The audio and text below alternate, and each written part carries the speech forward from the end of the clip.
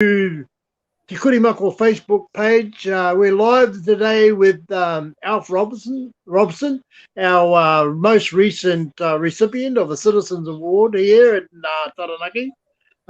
First of all, congratulations, Alf. It's amazing the amount of accolades you've been gaining over the last couple of years. Today, I wanted to sort of touch on with one of the reasons you received your Citizens Award, and namely is the formation of Taranaki Toa. And can you just explain to us exactly how you became involved in triathlon and the fitness industry? Yeah, thanks, Teri. Yeah, it's funny how things have panned out. Like obviously pretty humbled to receive that award, and to be fair, it came as a bit of a surprise. Wasn't expecting it, and understanding the selection criteria to get nominated. I've certainly got an appreciation for the work that goes into firstly be nominated. So I'm pretty grateful for those that supported my nomination, and although I haven't seen some of the testimonials from people who supported my nomination, I've heard they're outstanding. So I'm really grateful to them for doing that. Background, it's funny how it all started. Actually, Teri, it probably started with a conversation I had with Teri back in about with Howie back in about 2012. I had seen Iron Māori. Actually, I saw it on Code, if you can remember that, on Māori TV. So I saw that kaupapa on TV, and I sort of I just said to Howie, I feel like we need something like that in Taranaki for our people. And I had no idea what I was getting into, to be fair. Certainly I packed on a fair bit of weight, and so I had an interest to see whether we could develop or bring a kaupapa like that into Taranaki, and just work through that, and worked with Howie, and then connected with Heather and the team from Iron Māori, and I still remember it was quite humorous, actually. I had an interest in bringing it here, so I engaged in a conversation with Heather and the Iron Māori crew, and Heather said to me, "Yeah, I'll tell you what, we'll bring it, but you have to do it." And I went, "That was not the plan," because at that time I certainly hadn't done anything actively for a fair bit of time, so I'd probably banged on. Since finishing softball, I've probably banged on about 25 kg. So when she sort of put that to me, I thought, far out, this is going to be ugly and hard, because I didn't know how to swim at all. So it sort of started from those beginnings. So we managed to get the event and fly it out at Waitara. So where Iron Māori Taranaki first happened, and the event exceeded all expectations. But man, I had to struggle. I drank half the swimming pool in Waitara probably. I was so all those things that people when you've been inactive for such a long time, all those mind games that happen in terms of what the hell are you doing, you can't do this, it's not going to work, all those negative messaging around that sort of stuff started coming to the fore. I'm going to look stupid in the pool, I don't want to embarrass myself, so I used to try and go down the pool when no one was in the lanes. And I remember two ladies that were actually members of Taranaki Toa now. I think they felt sorry for me and said, "Hey," I couldn't even swim one length, 20 meters.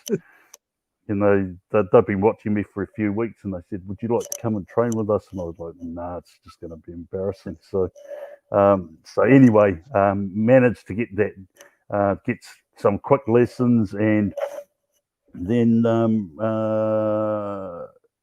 once we got the kaupapa agreed to come to Waitara, I set up some groups, and I guess the fact that I was struggling had some appeal to others that felt may have felt less comfortable about coming along if they were going to get trained by a couple of triathlon experts. They only had to worry about me. So yeah, we just started this little training group, and the group just got bigger as we got closer to Taranaki Taranaki, and then people got comfortable and about in their own skin. They weren't precious anymore about being bigger in the pool or being unfit. They felt comfortable about coming and having a go at an entry level triathlon, and it was born from there. Yeah. Well, it certainly developed a long way. I mean, we've gone from doing mini tries, which they were in those days, to full triathlons and half marathons, and now we've got people who've done half Ironmans, and now we've got representation with full Ironman events. So, I mean, it's been a great progress. And where does it go from there? Do we just get more people doing small triathlons, or are the current group all with their sights on Ironman events? Or I think that's been a bit of a challenge. So the kaupapa was always about getting inactive people active. So really it was about trying to address an overrepresentation of Māori in poor health statistics. So it was about. It was less about getting active people or becoming a competitive triathlon group. It was more about, hey, look, what can we do to get people to start walking and or being comfortable coming on a little bike ride, those types of things. So one of the challenges for the group is that although being able to progress a journey from not being able to swim 20 meters to actually being able to complete 3 Ironman events in Taupo, the challenge with that is that it can become quite intimidating for entry level whānau seeing that level of activity. Like when you when I first started, if I was encouraging someone to come, it might have been, hey, who wants to come for a 2K walk or a walk around the block, and then then taking that to hey, look, I'm having a bike ride on Sunday. Who'd like to come and ride 80K? And not recognising how far my own personal journey had progressed, even though it was a progression for me. Quickly I started recognising that, hey, look, I remember when I used to watch, when I first done Iron Māori in Napier, I remember being inspired by some of our whānau here. So the first guys that I watched doing a half Ironman was Troy Wano, Whare Wano, Dion Tuta, Nathan Tuta. And I thought they were nuts. I thought, far out, how on earth could anyone possibly, like it's hard enough, how can they even swim, 2.2K? So that in itself is like, wow, how do they do that? And then ride 90K after they've done that, and then run a half marathon. So I was in awe. I was like, whoa. You guys are nuts, mate. And then for me to have progressed the journey to be able to do that myself and then get to an Ironman, forget how scary that is to most people. I can understand exactly what you're thinking, mate. I mean, we watched them, but I see that there is a great support crew there. Those people that are doing Ironman now, that there's a contingent of your Taranaki Toa membership that goes, and I understand they're have a great time away for the weekend and support their particular participants in that event, and have a great time just just cheering people on and doing all those little things that will help that people survive such a grueling event. Yeah. So, like, it's always like for the end of our season, really, Ironman is something that we all sort of congregate together and go down and support whānau. Because to be fair, like until you've been to Ironman, you don't really get a sense of how significant that event is, and it's huge. It's huge. And what's been cool, obviously, is the significant increase in Māori participation in that event. And what's been cool about, obviously, Iron Māori has played a big part in terms of populating that space with a lot of Māori whānau. Fantastic. And like it's full of inspirational stories. What we've been able to do with our group is like sort of do that with a Taranaki based whānau. So we've also been hugely well represented at those events and pretty well represented at other triathlon events around New Zealand. So it's been cool. Yeah, you've got many rods in the fire, and one of your other jobs as manager of the Junior Black Sox, and you've been there for a couple of years now with your old softball buddies, Jared Martin and Bevan Martin, and you are currently bringing the Junior Black Sox to Taranaki. That's one of your things to do. How's that team developing now that the new age has been set at 18s? How has that developed? Yeah, it's been an interesting shift. So obviously it's I think done 3 World Cup campaigns now, and had like acknowledge Thomas Markio, who was head coach, who's decided to step away this time, and also my mentor and previous manager Wayne Smalley. So we pick up the mantle off those guys, and obviously Jared and Bevan, they're legends in their own right. Like as well as I do, Jared's a Hall of Fame, like world Hall of Famer, and Bevan, Bevan's one of the best catchers, and like coaching wise, they're both outstanding. So. And we've got another young man up in Auckland, Curtis Tompkins, who's part of our group too. So we're only very early in the piece. COVID's been really disruptive, as it has with every other code in sport. We've got a World Cup tentatively scheduled for 2023.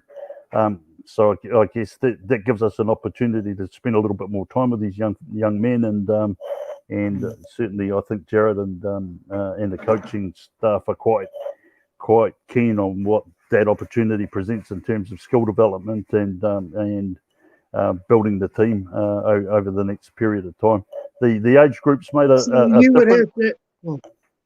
Oh, yes. Sorry. I'm sorry, but that's with the age restriction on at 18. It's very significant now that you'd have to select players with that World Cup in mind for your development program leading into that. So what are the age ranges that you've selected at the present time in preparation for that tournament? Typically, these young men are 15, 16. So we've got a couple of years to bring them through, and obviously with that, I guess it requires a different level of coaching, and you know this yourself, Terry, in terms of how you can, I guess, behave and coach. What how to engage the younger players versus the older players. So that in itself is a bit of a challenge. But I guess both Curtis and Bevan are obviously high school teachers, so they've had a fair bit of experience and sort of working with that age group. And in terms of technical capability and bringing these kids through, we've got pretty good tools in the toolbox. The intention, our intention is, we are So planning. just wanted to touch on Albie. I suppose we could have talked for ages on the new players coming along in the Black Sox, the junior Black Sox. But I just wanted to touch base with the disabled games and how inspirational those athletes are. And people must be out there watching them and thinking, "Oh, look, I got to get off my backside and get out there and do something," because there's these people there that are showing us up. Really, if you look at them and the effort they're putting in. You can cater for disabilities with Taranaki Toa? Yeah, we don't. I guess we haven't had. I watched some of those disabled athletes and they're outstanding. I remember going to the Paralympics in Sydney in 2000, and it was a jaw dropper. I couldn't believe how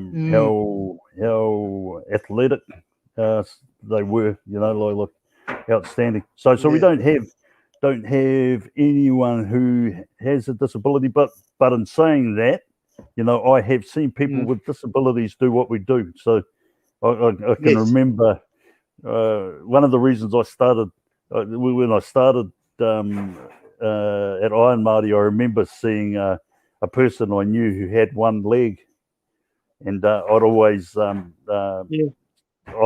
to myself, because I had an ACL knee reconstruction and thought I'd never be able to run again. So I was resigned to the fact that I would be a cyclist in a team for the rest of my triathlon days.